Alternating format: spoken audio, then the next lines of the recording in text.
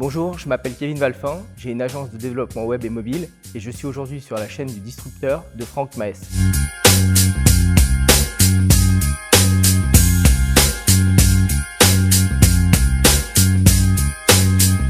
Vous êtes sur la chaîne du disrupteur, attachez vos ceintures. Bienvenue dans cette vidéo. Aujourd'hui, j'ai la chance d'interviewer Kevin. Salut Kevin, comment tu vas? Salut Franck, ça va super. Écoute, pour être le plus transparent possible avec toutes les personnes qui regardent cette chaîne, Kevin, il est partenaire de la chaîne. Alors qu'est-ce que ça entend partenaire de la chaîne? C'est tout simplement qu'il m'aide dans la réalisation des vidéos. Je trouve ça tout à fait normal d'être transparent avec toutes les personnes qui me regardent. Puis d'un autre côté, je n'ai pas choisi n'importe qui comme partenaire, puisque Kevin et moi, on est associés dans une autre activité, mais on ne peut pas trop en parler pour l'instant, puisqu'elle n'a pas vu le jour suite à diverses difficultés envers des réseaux sociaux, mais on ne peut pas trop en parler. Donc déjà, merci Kevin d'avoir confiance en la chaîne, puisque pour l'instant, on a quand même une modeste audience, même si on travaille beaucoup. Donc déjà, merci de ta confiance envers la chaîne. Merci pour ton invitation surtout.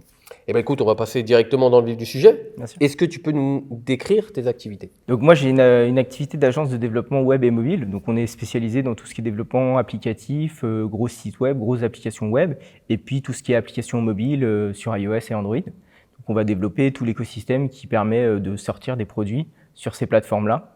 Et en général, nos clients sont des entreprises qui ont des produits dont c'est le centre d'intérêt en fait, tout simplement. Et on va les aider à développer le produit et à se diversifier. J'ai pas mal de questions à te poser sur l'Apple Store et sur les applications parce que je trouve que c'est un business model qui est intéressant. Donc pourquoi l'Apple Store est sûrement la plus grande innovation d'Apple et comment a-t-il créé le marché? Je pense que Steve Jobs, quand il a créé Apple et surtout l'iPhone, il a eu une vision vraiment 360 sur ce produit. Et en fait, l'iPhone, c'était la porte d'entrée. Parce que moi, je me souviens quand l'iPhone il est sorti, j'avais un camarade de classe qui avait son père qui était développeur et qui avait développé une application sur l'Apple Store. En fait, les gars nous avaient expliqué que l'écosystème pour distribuer était magique puisque Apple allait s'occuper d'équiper les gens et que lui, il n'avait plus qu'à créer des produits au sein du store. Et ça, c'est une révolution parce qu'aujourd'hui, les marketplaces, tout le monde connaît, surtout pour les produits et les marketplaces de services, c'est en train d'arriver énormément. Il y a Twitch, il y a Stadia dans les jeux vidéo, etc. Et l'Apple Store, en fait, ils font ça depuis très longtemps. Sur les applications, qui est aujourd'hui, c'est le plus grand store de jeux vidéo, c'est le plus grand store d'applications ludiques, de produits consumer media, etc. Et donc, je pense que sur ça, ils avaient des années et des années d'avance et ils sont pas prêts de le perdre, en fait. Parce qu'aujourd'hui, Apple, ils développent plus des services que des produits. Parce que sur le marché produit, ils sont presque au maximum. Enfin, chaque effort qu'ils mettent pour vendre plus de produits coûte plus cher qu'avant et c'est pas là qu'ils vont se développer. Alors que sur la partie service, ils sont en train de créer toutes les innovations de demain parce qu'ils sont en train de devenir une banque aux États-Unis. La banque, elle est connectée au store, donc les gens vont consommer encore plus, donc le chiffre d'affaires va exploser de toute façon, quoi. Et ça, c'est une vraie révolution parce qu'il a pensé ça il y a plus de 10 ans, plus de 15 ans maintenant. Et il y a 15 ans, jamais personne n'aurait pu imaginer qu'il y aurait des milliards de gens avec un iPhone qui téléchargeraient plusieurs milliards d'applications par an sur le store, quoi. C'est vraiment, ça c'est une révolution, c'est ça en fait. Et je pense qu'il y en aura d'autres dans d'autres domaines à venir. De Apple ou tu parles d'autres? De Apple, je sais pas, mais par exemple, quand tu vois des technologies qui sortent comme la blockchain, sur la blockchain, il manque des services comme l'Apple Store. C'est des choses qui vont arriver sur ce genre de technologie. Et il y a quelqu'un, Apple, peut-être Google, peut-être quelqu'un qu'on connaît pas, qui va créer ce service et qui va disrupter le marché comme l'a fait Apple en fait avec l'Apple Store, qui est une innovation de leur part puisque le Play Store n'est qu'une copie de l'Apple Store, le Amazon Store c'est pareil et tous les autres qu'on connaît en fait c'est des copies plus ou moins bien faites de la même chose, quoi. En fait, ce qui est intéressant, c'est de voir comment Steve Jobs il a commencé à vendre quelque chose qui n'existait pas à des personnes qui n'en voyaient pas l'utilité. Parce que là, aujourd'hui, ça nous paraît normal de nous dire ouais, télécharge l'appli, tiens Kevin, t'as pas l'appli, télécharge l'appli, ou tiens Franck, t'as pas l'appli, télécharge l'appli. Mais à l'époque, il n'y avait pas de smartphone.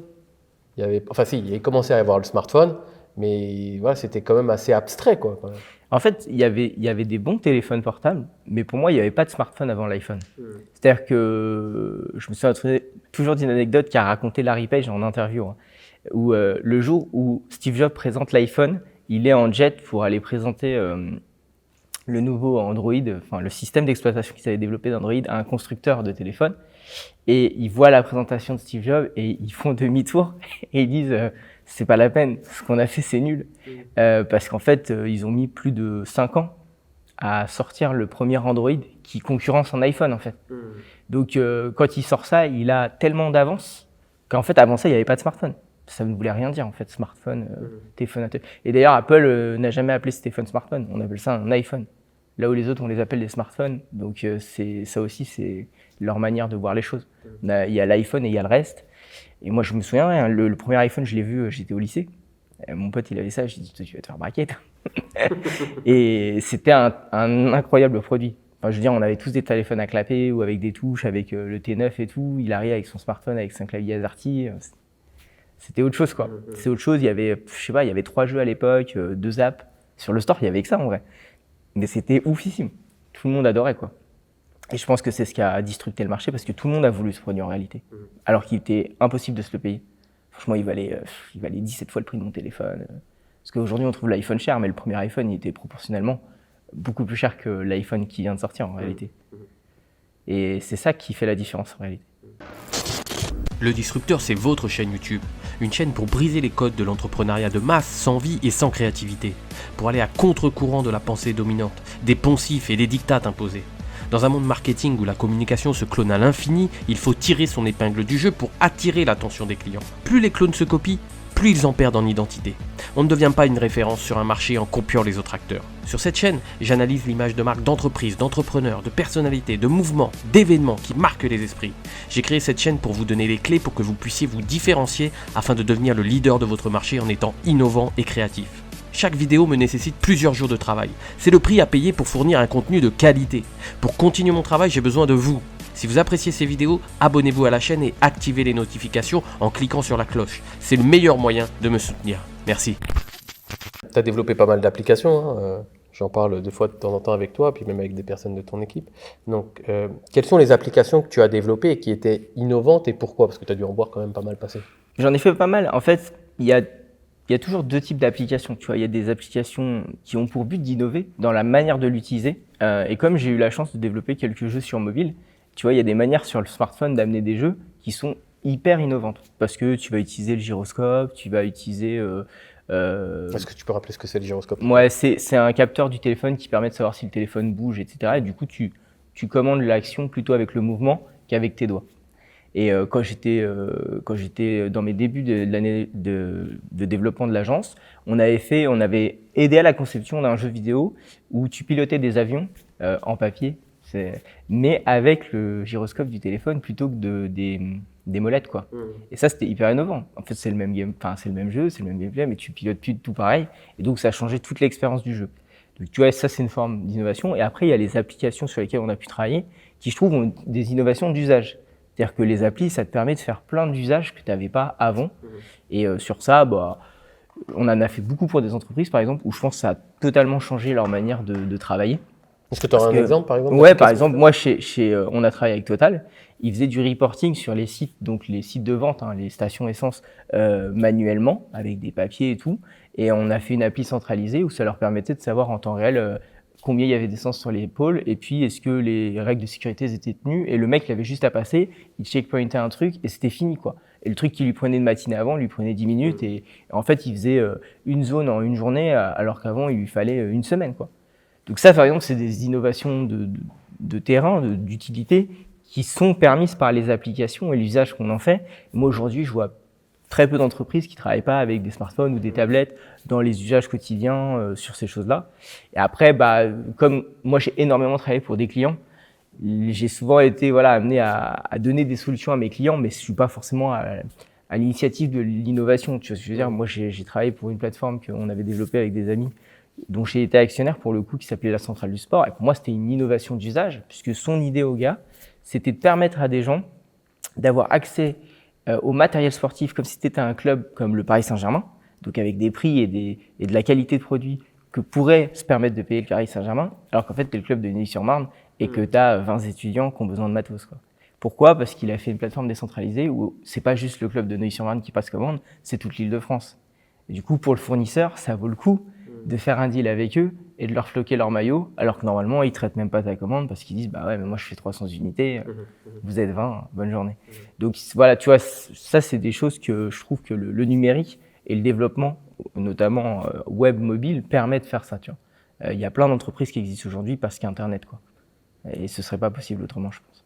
En fait, ça veut dire, par l'exemple que tu as donné, c'est-à-dire que le smartphone qui était un produit à l'usage particulier devient aussi un usage professionnel. Parce que là, par exemple, tu disais pour les applis. Je pense qu'aujourd'hui, l'usage que font les particuliers, c'est le 80-20. En fait, c'est ridicule ce que font les particuliers avec leur smartphone par rapport à ce que font les professionnels qui, dans leurs usages de travail, ont besoin d'un smartphone, d'une tablette, d'un ordinateur, parce que le particulier a toujours un besoin très très sommaire. Quand je vois des gens qui achètent l'iPhone 13, je sais qu'ils utilisent 5% des capacités de cette machine, de ce téléphone et de ce qu'ils en feront, quoi. Et même avec les applis qu'ils installent dessus. On pourrait regarder le nombre d'applis que les gens ont, le nombre d'applis qui s'en servent réellement tous les jours. Bon, en réalité, il pourrait y avoir un seul écran et ce serait pareil, quoi, tu vois. Et donc, ouais, au fait, c'est aussi ça la distribution que je trouve qu'Apple et Google ont bien saisi. C'est qu'ils se sont dit, on adresse un marché particulier, on se dit, on a équipé tous les particuliers et maintenant on tient les entreprises en disant, mais vous savez, tous les particuliers ont ces smartphones, donc développez vos produits dessus, vous avez tous les clients derrière. Excellent. Ça, c'est une réalité aussi, c'est que n'importe quelle entreprise cherche du client, on cherche beaucoup de clients. Le monde est mondial, donc maintenant on cherche encore plus de clients. Et en fait, vous arrivez sur 2 acteurs, quasiment, qui vous disent, avec nous, vous avez toute la planète. Donc n'importe quelle entreprise aujourd'hui qui développe quelque chose ou qui travaille se dit, je me dois d'avoir des produits sur les smartphones parce que c'est une manière pour moi de capter les clients, quitte à ce que ces produits smartphones soient gratuits, pour les amener vers des achats sur d'autres produits, dans notre store, dans notre boutique, dans notre magasin. Total, ils ont fait des énormes campagnes pour que les gens installent l'appli pour finalement avoir la carte de paiement Total et payer dans les stations Total. Et ça a mieux marché que des années de campagne à dire dans la station, prenez la carte, vous aurez des réductions et tout. En fait, les gens ils s'en foutent, quoi. Et puis, il faut que les gens soient déjà dans la station. Alors que pour faire de la pub d'une application, tu es chez toi, tu as été ciblé, tu vois la pub de l'application Total. Donc ça n'a pas de limite et ça donne des possibilités aux entreprises qui sont... bon là je cite Total, ils ont des moyens illimités, mais même les entreprises qui ont des moyens plus limités peuvent se retrouver à faire des opérations de ouf. Avec le push, par exemple. Ouais, c'est ça, bien sûr. Ouais, c'est intéressant ce que tu dis, parce que je relève un truc, c'est que tu dis, oui, c'est pas seulement... tu dis, oui, je vois des gens qui ont l'iPhone 13 et qui en utilisent 5%. Moi, ça me rappelle souvent quand je vois des gens qui achètent un MacBook Pro, mais qui ne sont pas pros. Mais par contre, ils achètent tout l'imaginaire qu'il y a avec. On en parlait dans une autre interview, je vous invite à la regarder, c'est celle de David Bress, qui est un ancien publicitaire. Il disait, on achète l'imaginaire qui va avec la marque. Donc là, c'est intéressant de voir ça aussi, c'est-à-dire qu'en fait, le gars, il a un iPhone 13, peut-être même moi aussi, moi j'ai un modeste iPhone X pour l'instant, il faut que je change, il est cassé. Mais c'est vrai qu'on achète plus de se dire ce qu'on peut faire avec que ce qu'on fait réellement avec. L'imaginaire d'Apple, c'est aussi de s'acheter un statut social. Les gens qui achètent Apple font partie d'une catégorie sociale qui est les gens qui ont Apple. Et il y a clairement les gens qui ont Apple et les gens qui n'ont pas Apple. Aujourd'hui, les gens qui n'ont pas Apple vont se défendre de pourquoi ils n'ont pas Apple, ou inversement, les gens qui ont Apple vont te dire pourquoi ils ont Apple, etc. Et moi, ce que je sais, c'est qu'à l'usage, moi, j'ai commencé sur les smartphones, j'avais un Android. J'avais pas les moyens de toute façon de m'acheter un iPhone, soyons honnêtes, c'est ça la réalité. J'avais pas les moyens de m'acheter un iPhone. Mon premier téléphone que j'ai eu, c'est un Samsung. Le deuxième téléphone que j'ai eu, j'ai gagné un peu ma vie et je me suis acheté un iPhone. Je me souviens à l'époque, c'était l'iPhone 4. Ça commence à dater. Et puis, je suis jamais revenu sur un Samsung. Le seul téléphone on que j'ai... On va avoir des commentaires, je te dis direct. Ouais, c'est pas grave, mais c'est le principe d'une marque. Moi, je donne un exemple sur ce que j'ai vécu sur le produit et la marque. Et la réalité, c'est que je connais tellement de gens qui en sont dans cette condition et le peu de gens que je connais dans l'inverse n'ont jamais pu tester un iPhone. C'est-à-dire se l'offrir, parce que ça fait partie du processus, s'offrir cet iPhone, passer dessus et vivre l'expérience qu'un client Apple obtient quand il déballe son iPhone et qu'il le démarre et qu'il se lance dessus. Et moi, j'ai des gens, ils t'expliquent qu'ils ont une dette technique sur Android, qu'ils ne veulent plus quitter Android. Mais ça, avant tout, c'est une question de coût. Ils se disent, si j'achète cet iPhone, j'achète que des iPhones, j'ai pas les moyens, j'ai pas envie de mettre 1300 € tous les 2 ans. Voilà, ça s'arrête là. Mais moi, les gens que je connais sur Apple, ils sont jamais repassés sur autre chose. Jamais. Ça, c'est une réalité. Et je pense que il y a plein de produits comme ça aujourd'hui, plein de belles marques qui se développent, qui ont compris que les gens, ils veulent acheter des produits, c'est vrai, mais ils veulent acheter le statut qui va derrière. Les produits, maintenant, avec l'industrialisation, tout le monde peut s'en acheter. Les produits numériques, c'est encore pire. Enfin, voilà, les produits numériques, tout le monde peut les avoir. Et donc, tu achètes un statut social. Quand tu as des gens qui sont sur des plateformes streaming et qui payent des abonnements premium pour avoir un film en avant-première, c'est parce qu'ils veulent le voir avant tout le monde, etc., etc. Et tu vois, le concept même de ce qui vient de sortir, pour moi c'est récent, parce que j'en entends parler maintenant, mais tu vois, le concept des NFT. Mais le NFT, c'est quoi? C'est de rendre rare du numérique. En fait, le numérique, théoriquement, tout le monde peut en avoir. Et là, tu le rends rare.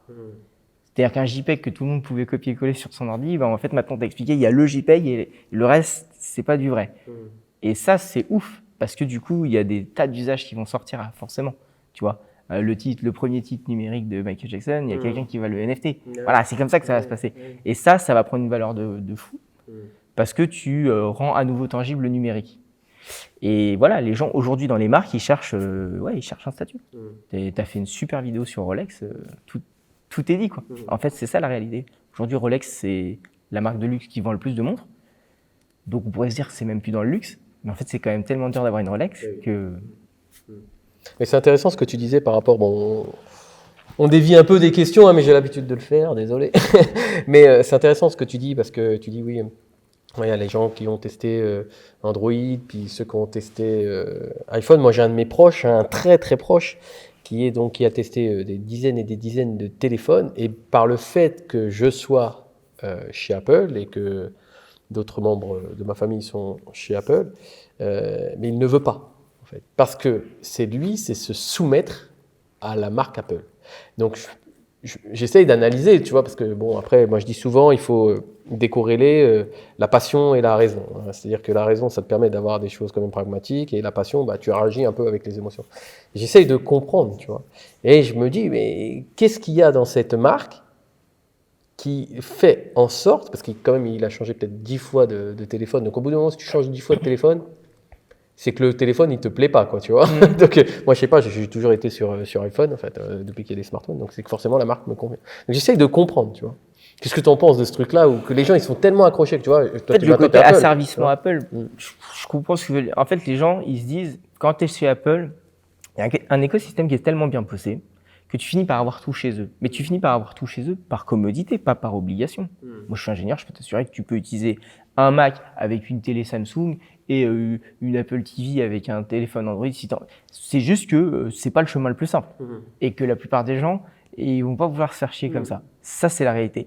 Mais j'ai envie de te dire que il dit soumission Apple, mais je vais te dire aujourd'hui, tu prends tout ton écosystème chez Samsung, c'est le même topo. En réalité, chaque marque essaye d'imposer à sa manière son écosystème, et c'est leur logique, puisque tu vends un produit pour en insérer un autre et ainsi de suite, et avoir un écosystème complet pour avoir le client chez toi tout le temps. Donc la réalité, c'est quoi? C'est juste que si tu es objectif, là c'est une question de savoir est-ce que tu veux bien prendre le pour ou le contre. Si tu es objectif, il est plus facile de mettre dans un foyer tous les équipements Apple, tu ignores le prix évidemment, et que ça tourne et que ta grand-mère s'en serve, qu'avec un équipement Android. Voilà, ça c'est un fait, c'est sûrement ce qui fait leur force, c'est sûrement ce qui déplaît à ceux qui sont des fanatiques de l'open source et de l'Android et du Linux et du machin, mais je suis désolé de te dire que Linux ne fera jamais un dixième de ce que propose Apple en expérience client, parce que c'est tout l'opposé en réalité. Et moi qui suis quand même ingénieur, le peu de fois où j'utilise des produits de la concurrence chez des amis, franchement, ça marche jamais. Jamais du premier coup. Il y a toujours un problème quelque part, il y a toujours un truc qui se connecte pas, machin. C'est insupportable. C'est insupportable. Et ça, Apple, il l'a compris. Et c'est pour ça que quand ils font une erreur, Apple, les gens sont sévères, mais c'est justifié. Et inversement, quand ils font des belles choses, ils en ont fait pendant des années, les gens sont au rendez-vous. Voilà, les gens sont au rendez-vous, et même quand ils font des choses pas si exceptionnelles, les gens se disent on continue d'être au rendez-vous parce que il y a la suite qui arrivera, et t'as le mythe aussi et on est là pour ça. Voilà, c'est ça. L'iPhone 13, on va pas se mentir, il n'y a pas d'innovation. C'est un update matériel et software d'un truc qu'on connaît qui est au max. Parce que je pense que l'innovation du prochain smartphone, c'est plus le smartphone, c'est un autre produit, on sait pas. Je sais pas encore c'est quoi, sinon je serais dessus. Mais c'est ça la réalité, et que tant que Apple, Google et tous ceux qui bossent dessus, ils n'ont pas trouvé la solution, on n'aura plus d'innovation sur le smartphone. On est au maximum. Tu peux pas le faire plus léger, tu peux pas le faire plus durable, tu peux pas le faire plus puissant. Donc... Enfin, j'ai vu juste là Samsung, je crois que Samsung a un téléphone qui s'ouvre. Ouais, ils ont un téléphone qui se déplie. Ça donne une expérience différente, mais est-ce que ça change l'usage du produit? Je pense pas. Pas tant que ça. C'est juste que c'est les seuls à avoir un brevet d'écran pliable, ce qui, ça par contre, est exceptionnel. C'est très beau, c'est très beau. Mais ça s'arrête là en fait. Et je pense qu'il y a plein d'écrans pliables à faire, mais avec des usages bien plus intéressants qu'un téléphone qui se plie, quoi. Donc tu as parlé d'expérience client il y a quelques secondes. Bon, moi je sais pas j'ai travaillé, c'est je travaille avec toi. Et il y a un truc que j'ai noté, c'est la relation client. C'est-à-dire que quand quand on a commencé à travailler ensemble, j'avais vraiment un réel suivi du travail. C'est-à-dire que si j'avais un problème, je t'appelle. Et tu me réponds tout de suite à ma question. Et j'ai trouvé que la relation client était vraiment très bonne. Donc, en quoi la qualité de la relation client est importante pour créer une image de marque excellente? Aujourd'hui, tout le monde peut créer une entreprise. Tout le monde peut créer une marque aussi. Et la réalité, qu'est-ce qui fait la différence entre les marques? C'est comment les gens perçoivent la marque et comment ils sont accueillis par la marque. Et c'est pas les marques qui délivrent le mieux qui sont les plus exceptionnelles, c'est les marques qui traitent le mieux les clients qui ont eu un problème. Quand tout se passe bien, j'ai envie de te dire que c'est la normalité de ce qui aurait dû se passer. Donc il ne devrait pas y avoir d'applaudissements pour ça. Je ne comprendrai jamais les gens qui applaudissent le mec quand il atterrit avec l'avion. Ça, c'était normal. Chelou, ouais. Si par contre il récupère l'avion alors qu'il y a un truc qui s'est mal passé, ouais, je suis d'accord. Ouais. Et en fait, c'est pour moi le même principe sur une marque. Aujourd'hui, tu es censé apprécier quand une marque fait tout ce qu'elle est censée faire quand quelque chose se passe mal. Et là-dedans, Apple, Amazon, Microsoft, n'en déplaise à certains, sont des entreprises exceptionnelles dans le service client. C'est pas compliqué, dans la plupart de ces entreprises, tu as un problème, ils te changent le produit. Ils te changent la version de ton Windows, ils te changent ton Mac, ton colis Amazon n'est pas arrivé, ils t'en renvoient un. Donc, la réalité, c'est que pourquoi ils font ça? Parce que c'est ce qui les rend exceptionnels. Parce qu'en fait, aujourd'hui, la concurrence, elle est à 2 clics de tout. Donc, si ça se passe mal chez toi, je vais chez le voisin. Ça s'arrête là. Et la seule manière de garder tes clients, c'est de se dire que quand ça se passe mal chez toi, tu t'occupes tellement bien de moi que jamais j'irai prendre le risque que ça se passe mal ailleurs. C'est même pas de savoir est-ce que ça se passera bien ailleurs. Et c'est pour ça que l'expérience client, moi, je l'ai mise au cœur de mon métier. Parce qu'aujourd'hui, le développement web, ça s'est commoditisé. J'aime bien dire maintenant que ça s'est uberisé. Mon métier, c'est uberisé. Je suis passé d'un métier de service prestigieux qui coûtait très cher il y a 10 ans à un métier où chaque fois que j'ai un contrat, je suis en concurrence avec un Philippin, un Ukrainien et un mec en Tanzanie qui ont des prix qui défient toute concurrence. Et donc, où veux-tu donner de la différence de service à part dans le suivi, la qualité et l'écoute que tu donnes à ton client?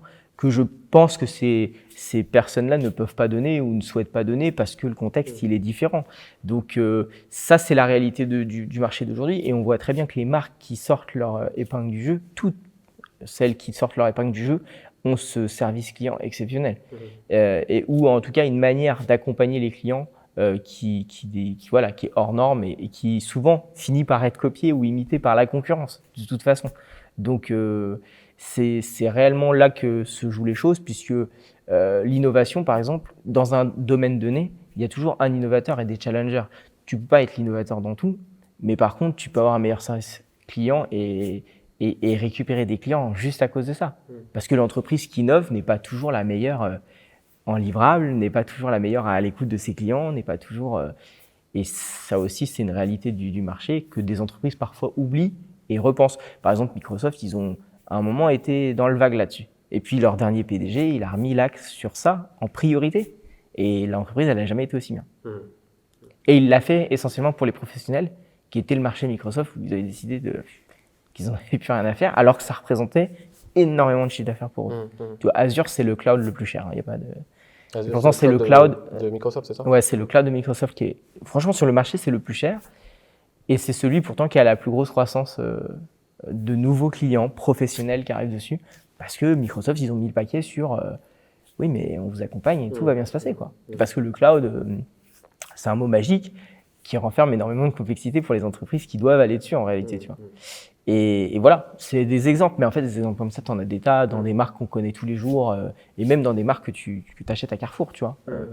Donc, la réalité, c'est que toutes les entreprises ne veulent pas adopter ça. Il y a eu cette période où le SAV, on le décentralisait, on se disait, oui, ce sera un robot même qui te répond. Je pense que c'est une des pires décisions qu'ont prises les entreprises, et beaucoup d'entreprises sont revenues là-dessus, vraiment, quoi.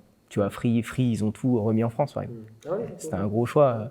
Ouais, parce que en fait, tout le monde kiffe la marque. C'est la hype, mais quand ça se passe mal chez Free, tu sais très bien que c'est chaud. Tu sais, tout est bloqué, tu peux plus rien faire, et tu peux pas appeler le SAV de Free sans numéro Free. La pire erreur de leur vie, tu vois. Donc tu fais quoi? Ton téléphone est cassé, tu dois trouver un pote qui a un téléphone chez Free pour les appeler. Heureusement qu'ils ont revu leur process, parce que ça, c'est pas possible, tu vois. Et voilà. Et au final, je pense que c'est aussi ça qui réussit aux entreprises aujourd'hui, quoi. Moi, ce qui est intéressant dans ce que tu dis, c'est que moi, souvent, tu sais, on m'appelle, je sais pas pourquoi d'ailleurs, c'est un truc de CPF qui m'appelle et me dit oui, monsieur, vous avez un compte, machin, bidule, bon, bref. comme je suis pas employé, je vois pas pourquoi ils m'appellent. Et j'hésite d'ailleurs à faire une vidéo sur ce sujet, à les enregistrer. Pareil chez Uber, pareil chez Amazon, avec les livreurs Amazon, que c'est vraiment délicat. Et je me confronte souvent à une expérience client qui est vraiment catastrophique. Déjà, le mec, il t'appelle, tu lui demandes comment il a eu ton numéro de téléphone, bah, il ne sait pas te répondre. Il te répond, c'est un script, il te répond avec un accent. Alors, j'ai rien contre les accents, mais quand tu appelles en France, il vaut mieux avoir un accent français plutôt qu'un autre type d'accent, c'est évident. Et puis le problème, c'est qu'aussi, il ne connaît pas son sujet. Et souvent, je me dis, mais quelles images, quelle est la directive de la boîte d'envoyer ce type de service? Parce que c'est comme si tu t'envoyais directement dans le mur, quoi. Tu prépares pas le truc, quoi. Ben, en fait, la directive, elle est assez simple. C'est que si tu regardes leur script jusqu'au bout, ils jouent sur 3 sujets. Urgence, incompréhension et le fait que de toute façon, ça ne coûte rien au client. Sur le papier, c'est ça. Donc les gens lambda, toi et moi, on n'est pas concernés. D'ailleurs, je suis tout le temps démarché par ces gens. Je leur dis la même chose. Je dis, je comprends pas. Je dis, je n'ai jamais, 12 ans que je travaille, je n'ai jamais été salarié à proprement parler. Je n'ai donc jamais cotisé au truc qu'il y avait avant et ni à la conversion CPF.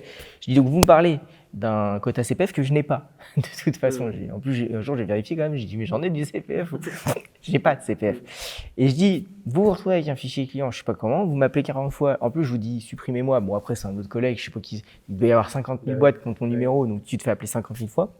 Et en fait eux c'est quoi leur stratégie? Leur stratégie c'est de toute façon, dans cette masse, c'est pour ça qu'ils vont vite, dans cette masse on va récupérer tous ceux qui n'ont rien compris, on va leur prendre leur crédit CPF et c'est tout. En tous les cas, moi vraiment, mon parti pris, c'est ce que je pense, je ne sais pas si tu me rejoins, mais je pense que le futur, surtout sur... Moi, je suis beaucoup sur YouTube, puisque ça, c'est la chaîne YouTube, mais je pense que le futur, c'est la qualité, c'est l'excellence. Et le problème, quand je vois dans ces services-là, alors je mettrai aussi Amazon dans le cas de figure, je vais citer 1 ou 2 exemples où plusieurs fois, on a voulu livrer mon colis, enfin, même, c'est quasiment à tous les coups. Et comme j'habite au 4e sans ascenseur, les mecs ne veulent pas monter, ils m'appellent, ils disent vous descendez, je dis non, ils me raccrochent au nez et ils mettent le colis dans un point relais où ils disent que j'ai pas voulu recevoir le colis. Ou encore Uber qui, parce qu'ils voient que, hop, ils ont une autre course qui est mieux, hop, ils coupent la truc. Mais résultat, ça donne une mauvaise image client, une mauvaise image de marque au client. Et pareil, pour revenir sur le truc de l'histoire CPF, moi j'ai fait l'expérience de plusieurs fois d'essayer de discuter avec ces gens-là. Alors c'est pas pour leur jeter le discrédit, mais c'est quand même un fait, c'est qu'à la fin, en fait, quand je vais un peu plus loin, j'essaie de discuter avec eux, les mecs finissent par me raccrocher au nez. Parce que comme tu disais à juste titre, ils n'ont pas le temps. Non, ils n'ont pas le temps. Mais ça, je pense te pas dirais que même qu'ils ont un temps défini pour signer le gars. C'est qu'à la fin, il faut qu'ils aient ton numéro machin CPF pour te signer, sinon ça dégage. Et en fait, je trouve que c'est 2 entreprises qui sont des méga exemples. Parce que Amazon, ils ont fait toute l'image sur le service client, sur la rapidité de livraison, sur la qualité des livreurs, etc. Le problème aujourd'hui, c'est quoi? C'est que la volumétrie, elle les dépasse et que la qualité des gens qui travaillent à ce service, ils se dégradent. Parce que c'est un métier qui est sous-évalué, qu'eux, ils peuvent pas vraiment se permettre de payer plus. Enfin, quand les gens ils disent oui, Amazon ne paye pas assez. Quand tu connais les marges dans le retail, les vraies marges dans le retail, en réalité, payer autant de logisticiens, voilà, ça prend toute la marge et c'est tout. Est-ce que ça veut dire que les gens doivent faire mal le boulot? Je suis pas d'accord. Moi, si tu n'aimes pas le métier de service, j'estime que tu le fais pas. C'est comme quand tu vas au resto et que le serveur, il te fait la gueule. C'est un truc que je ne comprendrai jamais. Et moi, je suis déjà parti de resto parce que le mec fait la gueule, ça m'énerve. À un moment, je viens manger, moi, je suis de bonne humeur. D'ailleurs, même si je suis pas de bonne humeur, toi, tu dois être de bonne humeur. Et Uber, c'est pareil. Moi, j'ai connu Uber quand ils sont arrivés en 2009 en France. Quand tu prenais un Uber, il y avait que de la qualité de service. Il y a des bouteilles d'eau. Ouais, il y a mais tout. En fait, je t'explique. Moi, je t'explique le contexte où je connais Uber. C'est simple. Je sors de boîte de nuit. Jamais aucun taxi ne veut me ramener dans le 93. Déjà, les taxis parisiens ne voulaient pas me ramener. C'était même pas une question de combien je paye. C'était une question de vous allez non, j'y vais pas. Donc ça me rendait ouf. Un jour, Uber débarque. Je commande l'Uber. Qu'est-ce qui se passe? Déjà, je sors de la boîte quand le Uber il est là. J'attends pas un quart d'heure, 20 minutes dans le froid que le mec il se pointe. J'arrive, le mec m'ouvre la porte, il est en costard, il me donne des bonbons et une boisson. Et il me dit je vous ramène. Bah ouais. Et c'était pas moins cher. Moi je me souviens de prendre des Uber, ça me coûtait pas moins cher que de prendre un taxi pour rentrer chez moi. Mais la qualité de service, elle était là. C'était que des berlines, c'était que du service, c'était vraiment très propre. Sauf que comme n'importe quelle entreprise qui grossit, eux-mêmes ils se sont uberisés quoi. Ils se sont dit mais il faut faire. Le jour où ils ont sorti Uber Pop qui a été un peu rétrogradé en France, le Uber qu'on connaît, toute la qualité de service elle a baissé. Le problème de ça, c'est que plus tu commoditises un service et quand il y a cette volumétrie, tu peux plus gager la qualité de service, tu vois. Là où l'Apple Store il devient de plus en plus fiable, plus il y a d'applis, parce qu'en fait c'est le numérique. Plus il y a d'applis, plus le service derrière il est costaud, plus il est mis à jour, tu vois. et bah, plus c'est dans le réel et plus ça se dégrade. Et ça, je sais pas où est la solution. Je pense que des boîtes trouveront ça, mais il y a quelque chose à faire et c'est pour ça que ces boîtes-là, ça se dégrade. Ça se dégrade. Ok, qu'est-ce que tu penses de l'adage le client est roi? C'est un sujet dont on a déjà discuté. Moi, j'aime pas cet adage. En fait, je sais pas d'où sort cet adage. Je pense que le client, il paye pour une prestation dans un contexte donné dans lequel l'entreprise doit délivrer ce qui a été promis, ce qui a été vendu. Ni plus ni moins, mais déjà de le faire correctement. C'est-à-dire que, comme on disait, l'expérience client elle doit être bonne, et puis si elle a été mauvaise, il doit y avoir un processus qui fait qu'elle devient bonne. Comme dit Jacques-Antoine Granjon, il me dit, moi je livre des millions de clients par jour, il y a toujours une proportion de gens pour qui ça se passe mal, c'est les gens pour qui on s'occupe le plus. C'est ça la réalité. Et personne ne s'attend à plus que de recevoir son colis chez soi en fait. Donc moi quand je fais du développement, qui est un métier compliqué, jamais le client pourra être roi. Ça veut dire quoi en fait? Que le mec arrivé le jour de la livraison, il me dit en fait j'ai tout repensé dans mon app et il faudrait que je refasse tout. C'est inenvisageable et je vois pas quelle qualité prospère il y aura entre mes clients et moi si je considérais que le client il est roi, tu vois. Donc je pense que c'est un adage qui s'est fait comme ça, on en avait parlé, moi il me semble que ça vient de McDonald's, où le client est roi, mais ça sous-entendait plutôt le client il arrive, il mange ce qu'il veut, vite, pas vite, habillé avec ses potes, sa grand-mère, c'est plus ça je pense qu'il voulait dire. Et les gens, ils se sont appropriés ça dans plein de métiers en mode, enfin, le client s'est approprié ça dans plein de métiers en disant, ouais, j'arrive, le client est roi. Et je suis pas d'accord avec ça. Et d'ailleurs, tu vois, je te prends une marque comme Apple. Apple, t'arrives, tu fais la queue, faut t'attendre qu'il y ait un mec qui vienne, tu peux pas prendre le produit de casser, voilà, c'est tout. Et si t'es pas content, il te dit, vous pouvez sortir. Tu vois, c'est pas parce que tu fais une gueulante au magasin qu'il va te servir plus vite. Au contraire, il va te dire, vous dégagez. Vous ne serez pas client d'Apple. Voilà, c'est tout. Et donc, le client roi, je pense que c'est une mauvaise chose. Je pense qu'il y a plein d'activités qui ont trop fait cette logique, qui ont créé des marchés pourris, où les clients sont vraiment devenus exécrables aussi. On parlait des livreurs. Je pense qu'il y a des livreurs qui sont bêtes, et je pense qu'il y a des clients qui sont très bêtes. Mais quand un livreur, il a eu 10 clients bêtes, et que tu es le seul client intelligent de la journée, bah, pas de chance, tu tombes sur le livreur bête. Et ça, c'est dommage, mais il faut aussi se mettre dans les deux contextes. Quand tu n'as que des gens qui font n'importe quoi en face, c'est compliqué aussi, quoi. Les gens sont des humains et on parlait des call centers, bon, c'est un métier horrible. En fait, c'est un métier où tu te fais insulter toute la journée. Ouais, je te rejoins assez sur ce propos-là. Puis je me demande, moi déjà, même ne serait-ce que dans la phrase, le client est roi, il est roi de quoi? De quel royaume? Tu vois, déjà quand il parle, il est roi de quoi? Tu vois, ça me paraît assez étrange. Donc, comment tu vois le futur du marché du développement et plus spécifiquement des applications? Disons qu'aujourd'hui, tu vois, le développement, c'est un peu un arbre qui a plein de ramifications. C'est-à-dire qu'aujourd'hui, il y a tellement d'axes de développement. Je pourrais te dire que dans une boîte comme Tesla, le développement a des beaux jours. Parce que pour développer des voitures aussi exceptionnelles, en fait, il y a tellement de développement de codage, en fait. Mais inversement, avec tout ce qui se passe, moi je suis beaucoup les crypto-monnaies ces temps-ci, ça me parle. Je me dis, j'ai pas connu la naissance d'Internet parce que j'étais trop jeune, tu vois. Mais j'ai connu la naissance de la blockchain et des cryptos. Et je me dis, c'est une révolution qui, dans son domaine, est aussi grande que Internet. Mais comme Internet à l'époque, les gens ne le comprennent pas. Et donc, je me dis, il faut s'y intéresser, il faut comprendre ça pour saisir les opportunités de développement qui existent derrière. Quand je vois aujourd'hui ce qui se passe, je me dis, il y a plein de domaines où le Google du truc, il existe. Mais il y a plein d'autres domaines où l'équivalent de Google, il n'existe pas. Et souvent, il y a du développement, du dev d'applications ou autres à faire. Et tu vois, les prochaines applications qui vont cartonner dans la ludicité, dans les jeux, etc., bah tu sais très bien qu'il va y en avoir.